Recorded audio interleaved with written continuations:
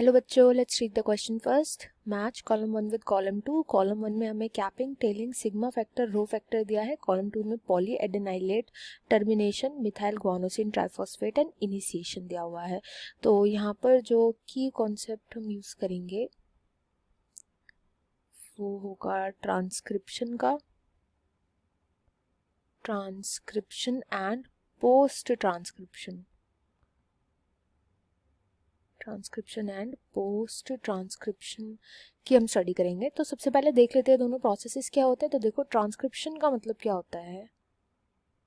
Transcription उस process को बोला जाता है जिसमें कि जो भी इंफॉर्मेशन डीएनए के अंदर स्टोर्ड होती है ये सब की सब mRNA में शिफ्ट कर दी जाती है। मतलब कि जो डीएनए होता है, सिंपल सी भाषा में बोले तो डीएनए से mRNA बनाया जाता है, इसी को बोलते हैं ट्रांसक्रिप्शन।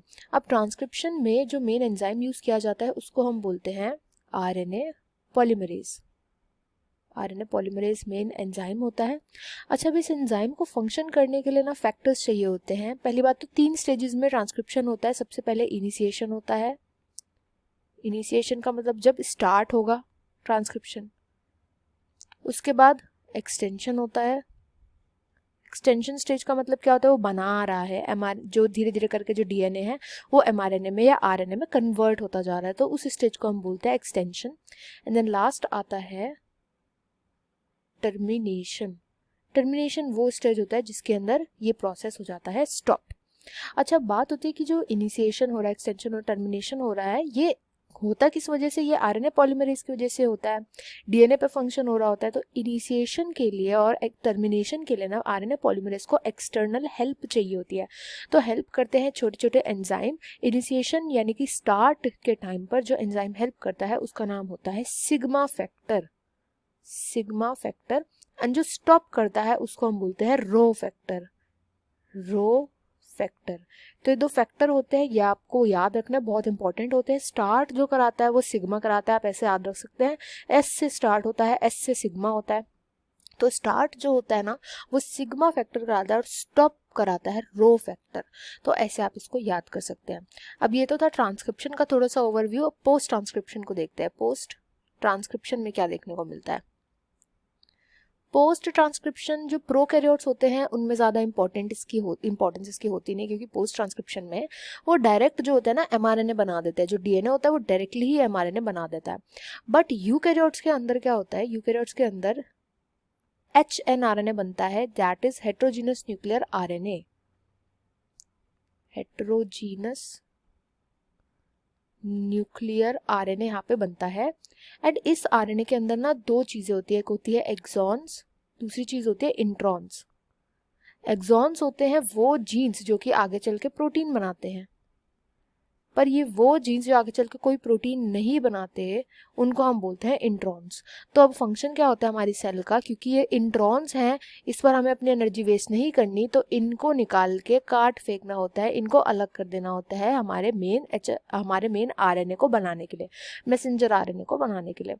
तो इसलिए पोस्ट ट्रांसक्रिप्शन में क्या होता है कि थोड़ी बहुत मॉडिफिकेशन करी जाती है इस एचएनआरएनए के अंदर, थोड़ी सी मॉडिफिकेशन करी जाती है, तब इसको बनाया जाता है एमआरएनए। तो ये जो मॉडिफिकेशन जो होती है, क्या क्या मॉडिफिकेशन होती है, यही जो मैंने आपको बताए थे कि जो इंट्रॉन्स होते हैं इनको हटाया जाता है, सबसे पहला प्रोसीजर होता है और इसको हम बोलते हैं स्प्लाइसिंग। मतलब जब हमने इंट्रॉन्स को हटा दिया तो इस प्रोसेस को बोला जाता है स्प्लाइसिंग। स्प्लाइसिंग के बाद जो सेकंड प्रोसेस चलता है वो होता है कैपिंग का। अब कैपिंग का मतलब क्या होता है, कैप हम अपने सर पे लगाते हैं। ऐसी जो आरएनए होता है उसका सर क्या होता है, 5 प्राइम होता है उसका सर। तो यहाँ पे कैपिंग होती है, 5 प्राइम एंड पर क्या होता है, मिथाइल गुआनोसिन ट्राइफॉस्फेट के, इसको MGT, छोटा MGTP ऐसे भी लिखा जाता है। छोटा MGTP मतलब मिथाइल गुआनोसिन ट्राइफॉस्फेट जो होते हैं, इसके रेजिड्यूज ऐड कर दिए जाते हैं 5 प्राइम पर। ये 5 प्राइम पे ऐड किए जाते हैं प्रोटेक्शन के लिए, इसी को हम बोलते हैं कैपिंग। और जब हम 3 प्राइम पर ऐड कर देते हैं बहुत सारे एडेनिन के बहुत सारे बेस पेयर्स को ऐड किया जाता है, 200 से 300 होते हैं ये बेस पेयर्स। इनको जब हम ऐड करते हैं 3 प्राइम एंड पर तो इस प्रोसेस को हम बोलते हैं टेलिंग, एंड ये लास्ट प्रोसेस होता है। ये हमारा फाइनल mRNA बन जाता है। इस mRNA को आगे साइटोप्लाज्म में भेज दिया जाता है फॉर ट्रांसलेशन। तो ये थी कुछ बेसिक थियरी जो हमें पता होनी चाहिए थी मैच द फॉलोइंग के लिए। अब यहाँ पे जो फर्स्ट है ए ऑप्शन जो है वो बोल रहा है कैपिंग, तो कैपिंग हम मिथाइल गोनोसिन ट्राइफॉस्फेट की करते हैं, तो ये आर के साथ मैच हो जाएगा। इसके बाद आ रहा है B, that is telling. Telling हम किस चीज़ की करते हैं, एडेनिन के बेस पेयर्स की करते हैं। पॉली एडेनाइलेट इसलिए बोला जाता है क्योंकि मल्टीपल का क्या मतलब होता है, पॉली, है ना। पॉली हम तब यूज करते हैं जब हम मल्टीपल चीज़ों को बता रहे होते हैं, तो इसलिए इसका नाम है पॉली एडेनाइलेट। जो मल्टीपल जो एडेनिन के रेसिड्यूज होते हैं वो ऐड करे जाते हैं, तो ये पी के साथ मैच हो जाएगा। इसके बाद सी सिग्मा फैक्टर, मैंने आपको याद दिलाया था, सी से एस से सिग्मा फैक्टर और एस से स्टार्ट होता है, तो ये इनिशिएशन में यूज किया जाता है, तो इनिशिएशन दैट इज एस के साथ ही मैच हो जाएगा। एंड देन लास्ट आता है डी, रो फैक्टर रोकने के काम आता है, टर्मिनेट करने के काम आता है, तो ये आ जाएगा क्यू, टर्मिनेशन करता है ये ट्रांसक्रिप्शन के प्रोसेस का। तो इस क्वेश्चन का जो राइट आंसर है वो हो जाएगा option 1। I hope you understood well. Best of luck and thank you.